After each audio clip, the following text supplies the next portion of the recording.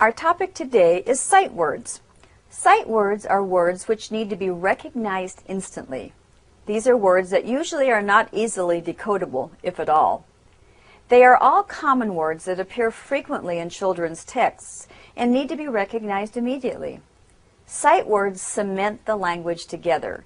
They work with the nouns and the verbs and the adjectives to complete a sentence. For example, the word once and the word of are sight words. They defy the rules of phonics, but are the ones that students need to be able to read, especially if they're going to read a fairy tale. So we call once and of sight words. Sight words are often referred to as high-frequency words. Thomas Gunning suggests a framework for presenting high-frequency words. Number 1, develop an understanding of the words. This is especially important for children who don't have an adequate understanding of the words presented. Most of these words will be in the listening vocabulary of the student, but some English language learners might not be familiar with them. Number 2, present printed words in isolation. Write each word to be learned on the chalkboard or on a large card. Build on any parts of the word that they already know and look for word patterns. Have the students read the words chorally and also individually. Number 3, present printed words in context. On the chalkboard or on a large chart, write the words in the context of several sentences or a story. Underline the target words so that they stand out. Try and use the new words in the context in which the students will most likely find them. Read the sentences or story to the children and then have them read chorally as you sweep your hand under the words. Number 4, practice. Provide lots of practice with high-frequency words. Use worksheets, games, or computer software where they will encounter the words that you're teaching. Number 5, application. Have students create experience stories or read easy stories that contain the new words. And 6, assessment and review. Observe students as they read to see what they do when they encounter the high frequency or sight words. Remember, the goal is to have them recognize the words instantly. If they stop and try to sound them out, then they need more practice. Students usually pick up a number of high-frequency or sight words through reading signs, being read to by an adult, or by just seeing them often in a classroom. When teaching sight words, we should limit the number being taught to 3 or 4 or possibly 5 if you think your students can handle them. You want to choose words that your students will soon be meeting in print so that their learning can immediately be reinforced. Also, try and choose words that can't be easily confused.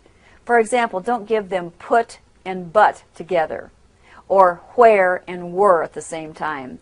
These words are too similar and can impede the process of recognizing the words.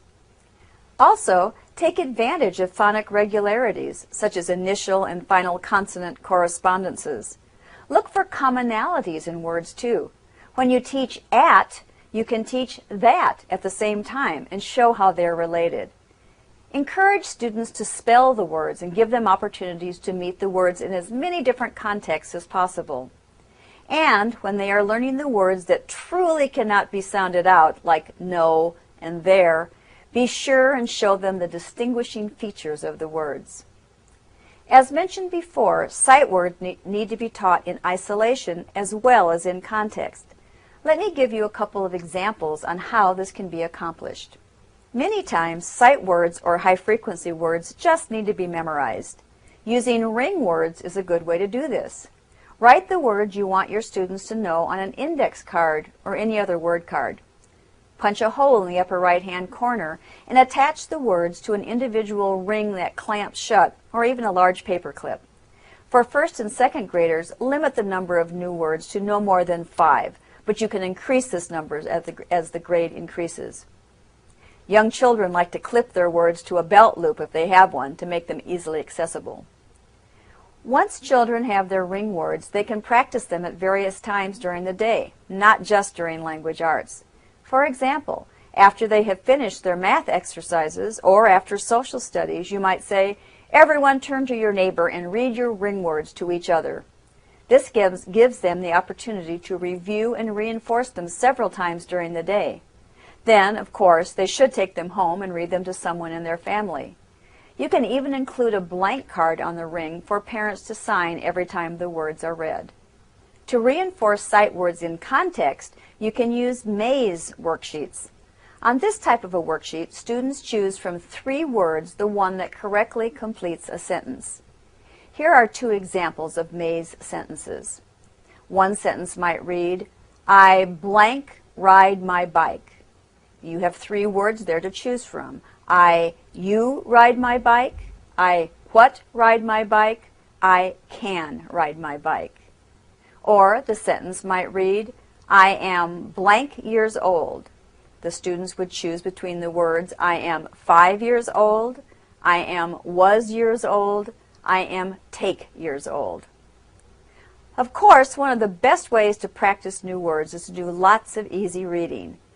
Easy readers provide an opportunity for students to meet sight words in context and to feel good about themselves because they are reading just like the big kids.